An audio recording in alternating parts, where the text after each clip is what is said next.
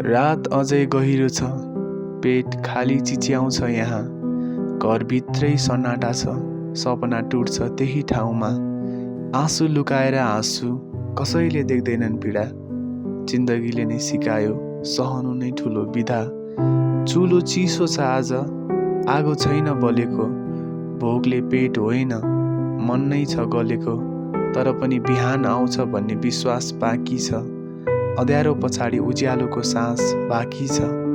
साथीहरू टाढा भए, याद मात्र बाँकी छ। भिडभित्र पनि मनको खाली ठाउँ बाँकी छ। कोही छैन हात समाउने, बाटो देखाउने यहाँ। तर आफ्नै साहसले नै बनाउँछ बाटो यहाँ। दुःखका दिनहरूले आँखा धेरै भिजायो, तर आँसुको रेखाले पनि जीवन लेखायो। हारको बीचमै पनि आशा बाँचिरहन्छ, भित्रभित्रै एउटा दीप अझै बलिरहन्छ।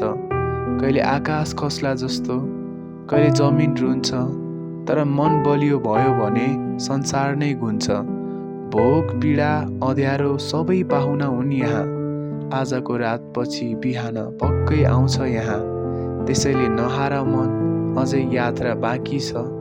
टुटेको मनभित्र पनि सपना बाँकी छ। अँध्यारोले जति ढाके पनि उज्यालोले जित्छ। जिन्दगी भनेकै अन्त्यमा आशाले नै बाँचिन्छ।